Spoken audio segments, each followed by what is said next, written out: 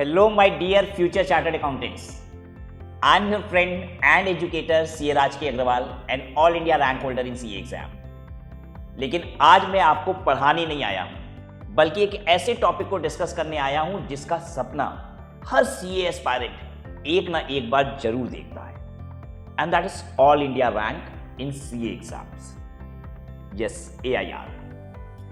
When our CA journey starts, we all think कि कैसे भी अच्छे से प्रिपरेशन करके हम भी ऑल इंडिया रैंक लाते हैं। फिर हम भी न्यूज़ में होंगे, हमारी फोटोज पब्लिश होंगी, मम्मी पापा बहुत खुश होंगे। मगर just after few months syllabus देख के ज़्यादातर बच्चे अपने गोल रैंक छोड़ के पास होने का बना लेते हैं कि भाई पास हो जाएं, फिर नेक्स्ट स्टेज में देखेंगे रैंक की। और फिर रैंक होल्डर्स को देखकर सोचते हैं कि हमने शुरू तो साथ में किया था, फिर वो कैसे रैंक ला पाए और हम बस पास हुए या इवन पास भी नहीं हुए।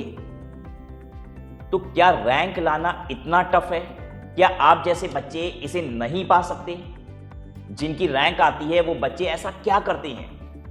तो इन सारे सवालों का जवाब इस वीडियो में मिलने वाला है, तो इसे अंत तक और ध्यान से देखिए। Okay, but why do you have to get rank? Why is it so special? जरूरत क्या है रैंक लाने की? क्योंकि सीए तो आप भी बन जाओगे पास होके, और रैंक वाले भी। तो ऐसा क्या है रैंक में? मैं बताता हूं। CA is a very tough course, in fact toughest course in commerce stream. और अगर आप ऐसे टफ कोर्स में रैंक ले आते हो तो you become very special and it differentiates you from all other candidates by putting you miles ahead of them. It gives you immense satisfaction and pleasure. आपकी फोटोज न्यूज़पेपर पे, social media पे, दोनों ही जगह circulate होने लगती है।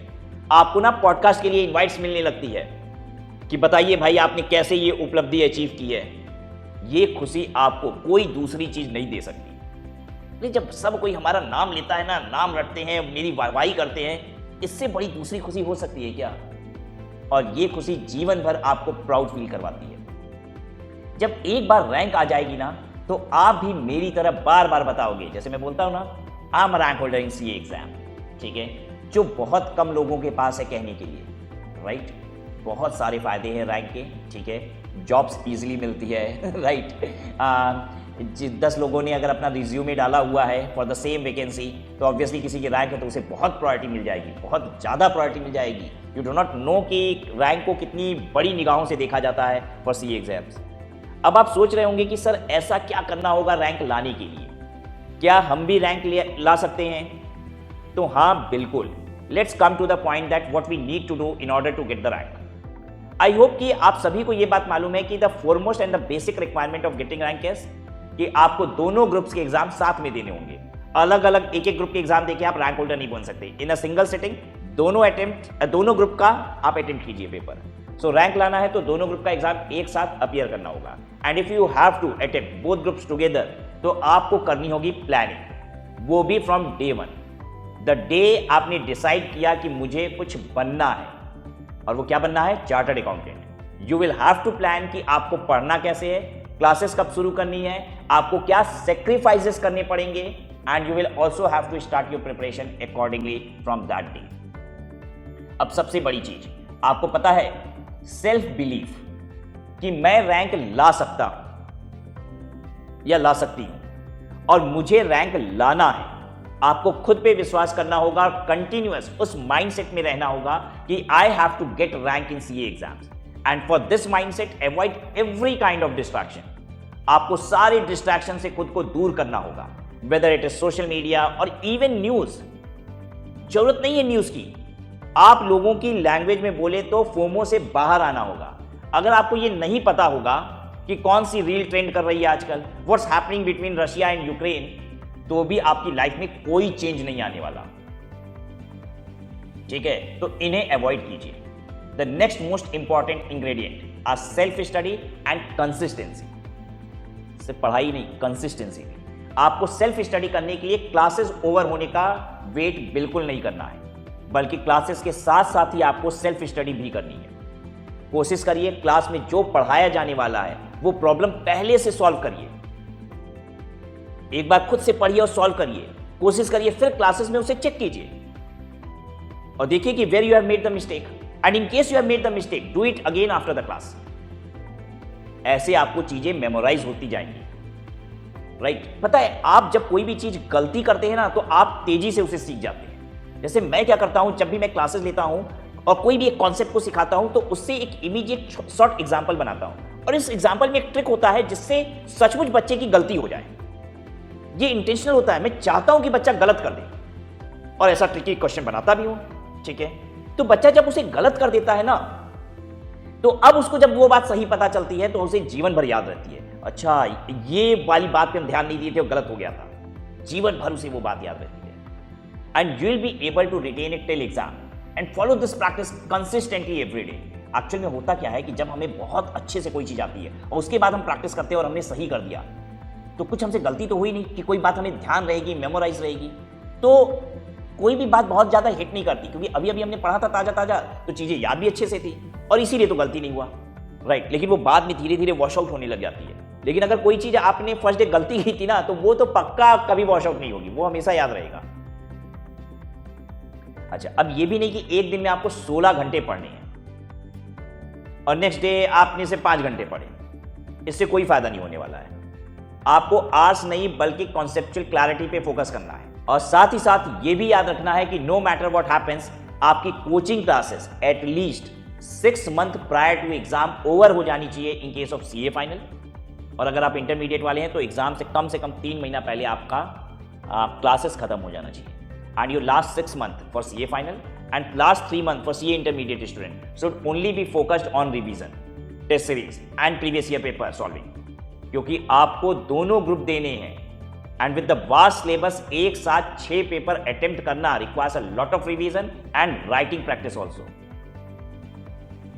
अब बात मार्क्स की आई, तो मैं आपको बता दूं रैंकर्स के मार्क्स कितने होते हैं, कितना नंबर लाना पड़ेगा मोटा मोटी कि हम रैंक होल्डर बन जाए।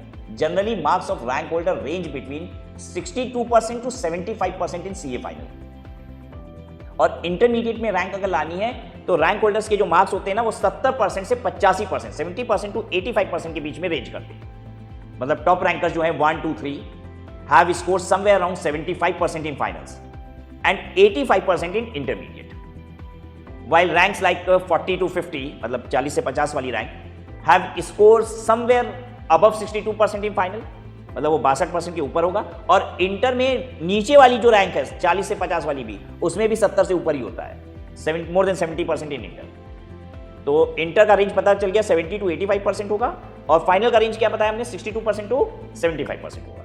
तो अगर रैंक लाने का सपना है आपका और आप उसको अचीव करने चाहते हो तो आपको इसी रेंज में मार्क्स लाना है, 62 टू 75%। अच्छा, ये सब किसी एक अटेम्प्ट के रिजल्ट्स के बेसिस पे मैं नहीं बता रहा हूं, ये मैं बात कर रहा हूं पिछले 10 सालों के रिजल्ट का एवरेज, और मोटा मोटी हर साल इसी रेंज में रैंक आती है। तो अब हमें यह समझना होगा कि सभी स्टूडेंट्स तो इक्वल होते नहीं हैं। इसका मतलब यह है कि कुछ स्टूडेंट थ्योरी पेपर में अच्छे हैं, कुछ प्रैक्टिकल पेपर में अच्छे हैं। ऐसा भी हो सकता है कुछ दोनों में ही अच्छे नहीं हैं, बट जनरली बच्चे किसी ना किसी में तो अच्छे होते हैं। अब आपको यह डिसाइड करना होगा कि आप किस में बेटर हैं, क्या आपको इंटरेस्टिंग लगता है, और उसे एकदम जबरदस्त प्रिपेयर करना होगा। कम से कम 6 में से 2 से 3 पेपर ऐसे होने चाहिए जिनकी तैयारी आपकी बहुत स्ट्रांग है, राइट? अब अगर आप रैंक से भी संतुष्ट नहीं है और आपको रैंक 1 ही लानी है, तो देखिए सच तो यह है कि 75% हर सब्जेक्ट में हो जाए इसकी पॉसिबिलिटी बहुत कम है। मैं सीए फाइनल वालों को बोल रहा हूं, अभी इंटर वालों को भी बोलूंगा। So you will have to maintain an average of 75%, और 75% एवरेज मेंटेन करने के लिए you will have to score 85% plus in 2 और 3 पेपर, एंड रिमेनिंग में 65 से 70 के बीच हो। और अगर आपने ऐसा कर लिया then you will be somewhere in the top 3, obviously 1, 2, 3 rank आ जाएगी। सो आइडेंटिफाई द पेपर, ठीक है, कि किसमें आप 85% तक पहुंचाएंगे, राइट? अब यही बात अगर मैं इंटरमीडिएट वाले बच्चों के लिए करूं, तो आपको आइडेंटिफाई करना है 2-3 पेपर जिसमें आप कहां तक पहुंचाएंगे, 90 अबव पहुंचाएंगे, ठीक है। और फिर बैलेंस कुछ पेपर में आपका 75 to 80 के बीच में भी है, तो आप रैंक 1, 2, 3 ला सकते हैं। अभी मैं आपको पास्ट रिजल्ट्स दिखाऊंगा, तो आप पाएंगे कि कितने बच्चों ने तो एसएफएम जैसे पेपर में 96, 94, 100 मार्क्स भी लाए, राइट, फाइनेंशियल मैनेजमेंट में।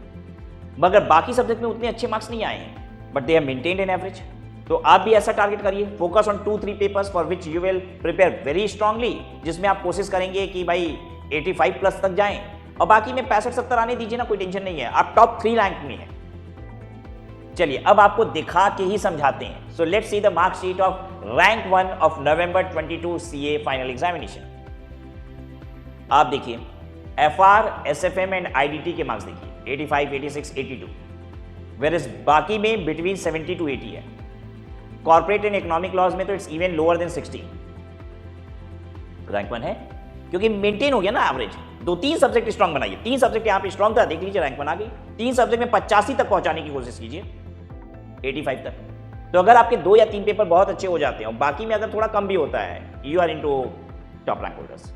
और देखिए नीचे वाली रैंक्स तक पहुंचने में तो बहुत ज़्यादा नंबर थोड़ी ना चाहिए। अरे फाइनल्स में आप 62% तक पहुंचाइए, इंटरमीडिएट में 70% तक पहुंचाइए, आप रैंक होल्डर हैं भाई। Moving on to mark sheet of rank 2, just see the marks. 80% in FR, 91 in SFM, 82 in advance auditing. 3 paper हो गया ना 80 के बाद, मतलब 85 के लपेट में पहुंचने की कोशिश की गई है 3 पेपर में, ठीक है। 81 in IDT and 80 in elective. In rest it is between 65 to 75, just 1 mark less than rank 1. Obviously ये जब मार्कशीट में दिखा रहा हूँ तो उस समय 8 पेपर होते थे, ऑब्वियसली आज 6 पेपर है, तो इसीलिए मैं कह रहा हूँ 2-3 में ही आपको मेंटेन करने की आवश्यकता है। अब रैंक 3 भी देख लेते हैं। 84 इन SFM, 87 in elective, 85 in IDT and बाकी पेपर में 60 to 75% के रेंज में है। तो ये थी फाइनल्स की marksheet. Now let's see CA intermediate rank holder के मार्क्स। AIR1, अब ये मैंने क्या बताया था आपको कि 2-3 सब्जेक्ट में तो आपको 95-90 के ऊपर खींचना होगा, ठीक है। और ये 8 पेपर वाले समय की बात है तो ऑब्वियसली और ज़्यादा उसमें रिक्वायर्ड था। 99 in cost and management accounting, 97 in accounting, वाह यही नहीं, अभी आगे देखिए 89 in auditing, 89 in FM and eco for finance. अब बाकी में भी 80 में है, except corporate and other law जिसमें 74 है। सच अमेजिंग मार्क्स, सोचिए मत, आपके भी आएंगे। Moving on to AIR2, again 97 in accounting, 93 in FM eco and also in advanced accounting, and then 19 cost and management accounting, and the rest is between 80 to 85%. But EIS SM में it's even less than 60, 59 marks हैं। अब आइए आते हैं all India rank 3 पे, ये भी देखिए amazing 100 in cost and management accounting, एक भी क्वेश्चन नहीं गलत हुआ भाई, थोड़ा भी कहीं गलती नहीं हुई। 96 in accounting and advance accounting, 93, और बाकी बचे सब्जेक्ट में इट्स बिटवीन 70 to 82 मुझे दिख रहा है। तो आपने नोटिस किया कि सारे मार्कशीट में कॉमन क्या है कि इन सारे रैंक होल्डर्स ने 2 या 3 सब्जेक्ट को सुपर स्ट्रांग तैयार किया है और अचीव कर लिया top rank. Now let me tell you one very important rule कि अगर आप टॉप 50 में हो but you have scored less than 55%, then you won't be awarded any rank, क्योंकि rank is awarded only when you score above 55%. Also there should be no prior exemption. 55% के above score करना doesn't mean कि आपको हर subject में 55% हो. आपका जो aggregate है that has to be above 55%, right. तो ये है पूरा गेम प्लान रैंक लाने का. तो आज से ही लग जाइए and why only pass the exam, get all India rank and be the best. Remember what Peter Drucker said, the only way to predict the future is to create it. And with this, I CA Rajki Agrawal signing off and giving you best wishes for your CA journey. Bye bye, take care.